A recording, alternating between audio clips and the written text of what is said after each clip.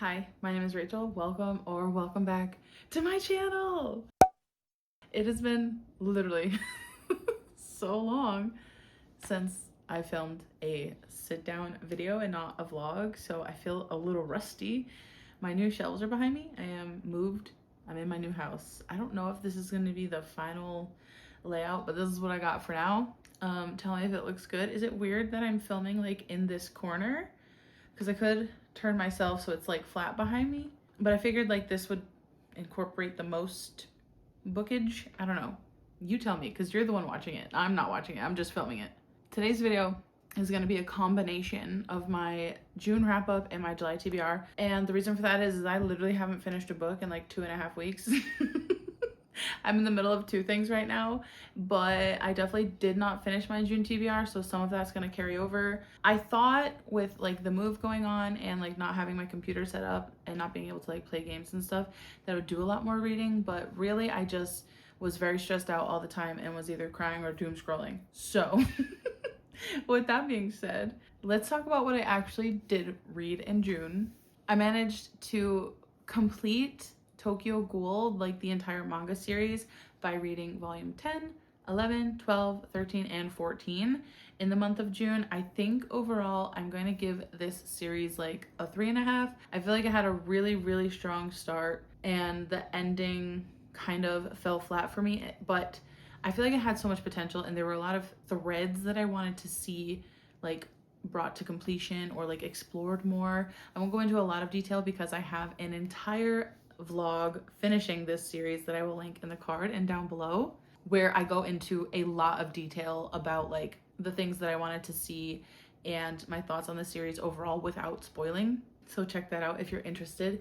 But yeah, like I said, I just think it kind of fell a little flat for me near the ending, but I'm hopeful that if I were to like watch the anime, I think I'll enjoy it a lot more because visual media, you get more time to like explore things because you're able to add in more dialogue, and the voice actors obviously like bring emotion to different scenes and like their interpretation of what is happening. So I'm gonna try to watch the anime. I think even though I didn't end up loving the end of the series, but I think I'm gonna like it anyways.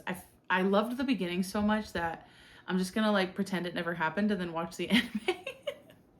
And maybe that will be more satisfying for me. I also listened to the audiobook of Everyone on This Train is a Suspect. I forget the author's name. Benjamin something. I'm so sorry. Benjamin something.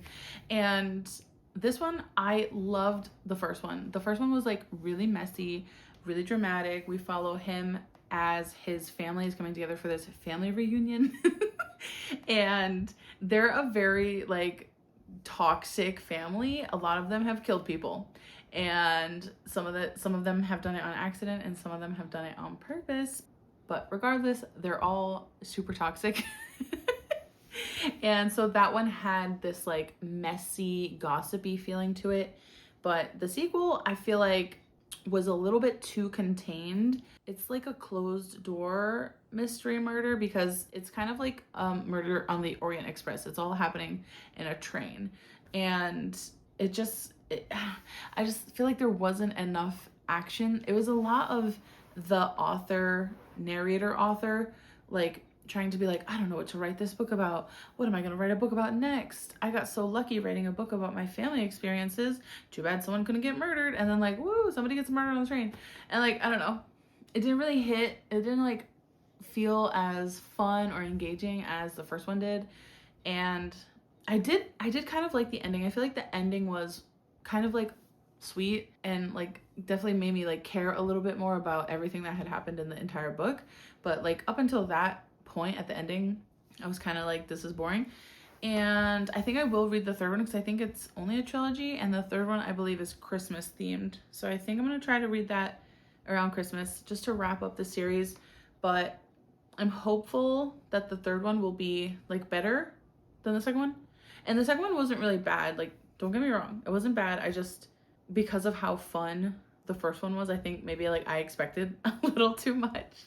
It was fine. It was just fine, honestly. And then the last book that I've actually finished in June is There's No Way I'd Die First by Lisa Springer. Now, I read this because it reminded me a lot of You're Not Supposed to Die Tonight. I read this one because the vibes was reminding me a lot of You're Not Supposed to Die Tonight, and like based off of the synopsis and stuff.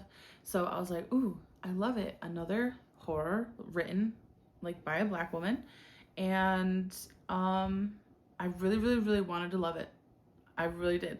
And I think where I went wrong is that I listened to the audio, and I definitely should have read it physically, because I don't think the narrator really did anything special. As a matter of fact, I think she did a little too much. I think it was a little cringy in some parts. And for those of you who don't know, this is about a girl named Noelle, and she's kind of part of this affluent school. Like, her family's rich, and she goes to a school with a bunch of other rich kids, and she has a podcast about horror movies and like all things like horror and cult classics. Like, she's like so obsessed with horror movies, and she throws a party, and she wants to hire this clown to come do like a scary hide and seek at the party to like make it really exciting and get all the school talking about it. Like, oh my God, Noelle's party was so good.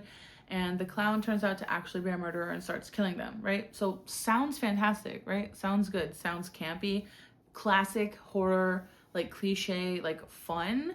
And I do think it had a lot of like merits, and it did a lot of things well, but I think the narrator really did a disservice to the main character, first of all, because she made the main character sound so whiny, but like I could tell by the dialogue that she wasn't really supposed to be whiny, but the narrator gave her like a very whiny voice. And then the clown the clown was supposed to be so scary, and unfortunately the narrator really just made the clown sound like comedic relief. It was not scary at all. It would have been better if she had just like talked normally for the clown, but she was really trying to put on this like Pennywise imitation, and it was not good. It was really bad. I didn't like it at all. So I think I would have loved this better if I read it physically, but I just can't get this narrator's voice out of my head. Every time that she started to do the clown voice, it was actually a little bit ridiculous. So unfortunately, I only gave it like a 2.75.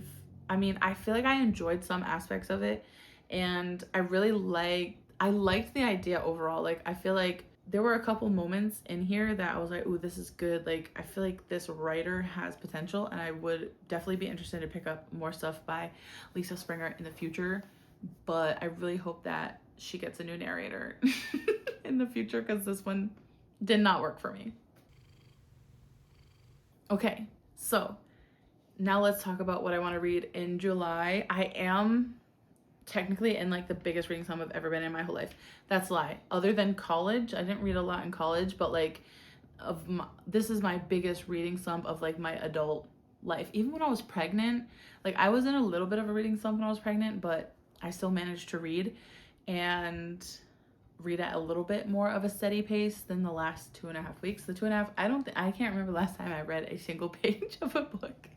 It's been a while. So I'm currently in the middle of Crown of Midnight by Sarah J. Maas, which I'm rereading with two of my friends from college, Danny and Jordan, and then Faye from Books and Chocoholic is kind of just there for the discussion. I don't know if she's gonna have time to catch up and read with us, and if not, that's fine. Still love you.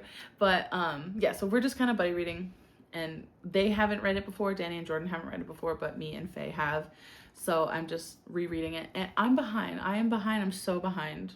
I'm so sorry. Also, this is so editing. Rachel doesn't have to put the picture in here because I totally forgot I owned it. But yeah, I'm really behind on this. I am on chapter 14, which is page 104. I've been listening to the audio on Spotify, so I think I'm gonna, like, once I get back into the editing groove, you know, because my schedule's been so out of whack.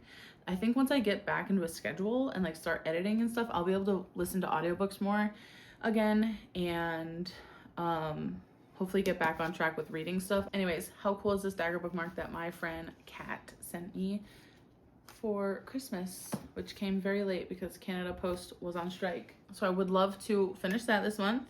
I wanted to finish it last month, but moving really knocked me on my ass. I'm not gonna lie to you. Another thing I am also currently in the middle of is Level Unknown by David Dalglish. This is a lit RPG.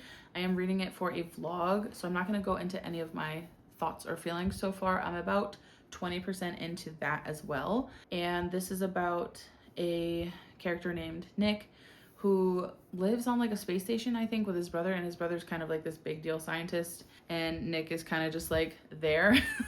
I feel like people kind of think of him as like a fuck up, and so they discover this alien artifact and they're interacting with it, and then they are trying to get it to like do something, and finally it starts to glow and they're like, oh my god, like we got it to do something. And then at the same exact time Nick collapses, passes out, knocked out cold.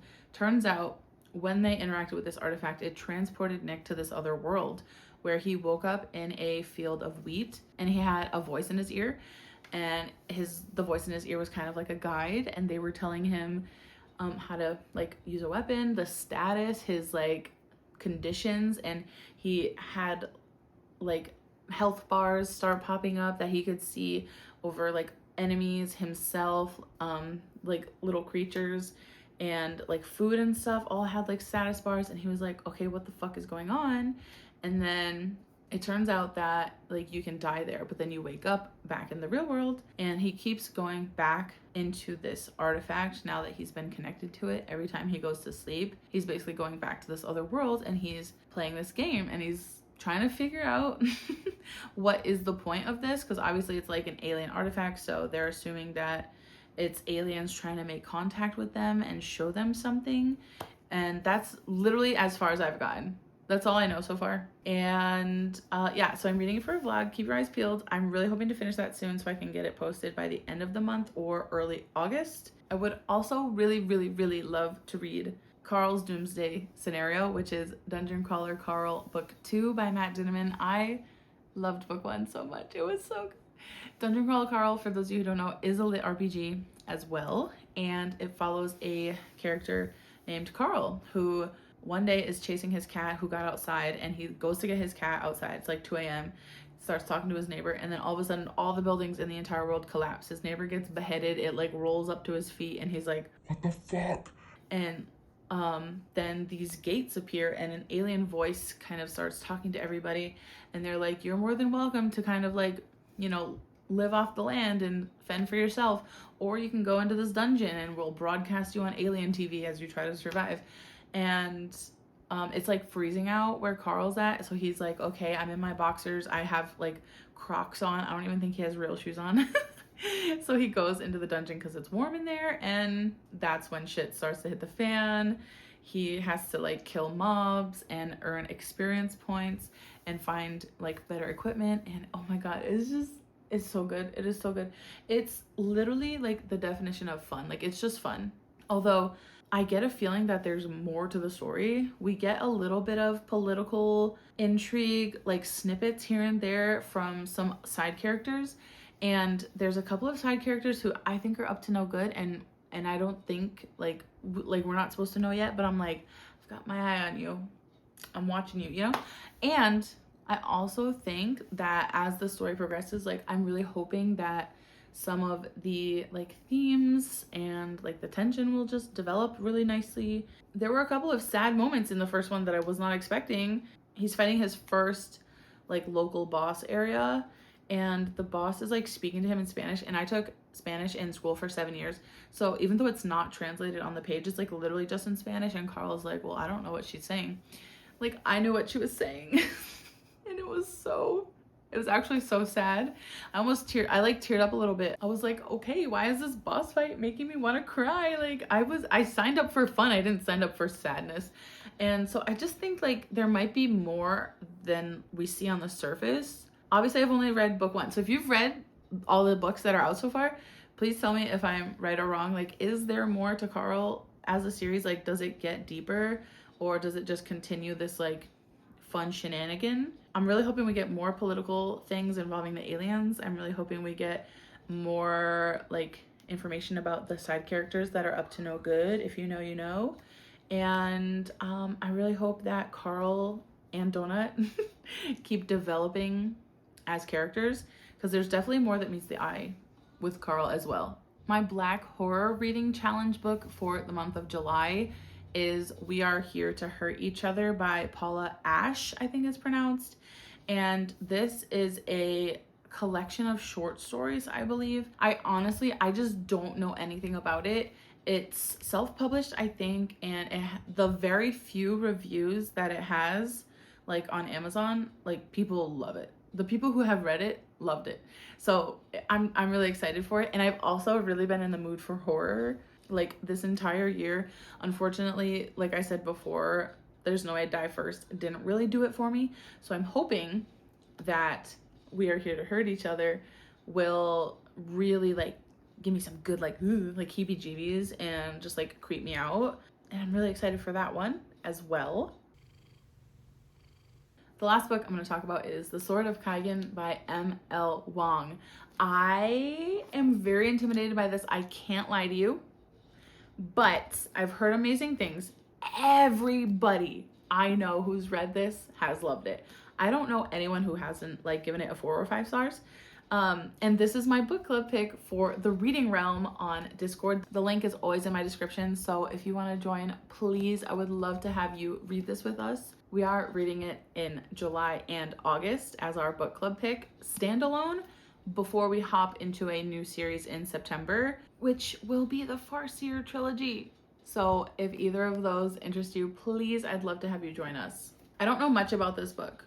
The back says, on a mountainside at the edge of Kaiganese Empire lived the most powerful fighters in the world. Warriors capable of raising the sea and wielding blades of ice. For centuries, the fighters of the Kusanagi Peninsula have held the Empire's enemies at bay, earning their treacherous spit of land the name the Sword of Kaigan. But born into Kusanagi's legendary Matsuda family, 14-year-old Momoro has always known his purpose to master his family's fighting techniques and defend his homeland. But when an outsider arrives and pulls back the curtain on Kaigan's alleged age of peace, Momoro realizes that he might not have much time before he has to become the fighter he was bred to be. Even worse, the empire he was born to defend might stand on a foundation of lies. Misaki told herself that she left the passions of her youth behind when she married into the Matsuda house. Determined to be a good housewife and mother, she hid away her sword, along with everything from her days as a fighter in a faraway country. But with her son asking questions about the outside world, the threat of invasion looming on the horizon, and her frigid husband grating on her nerves,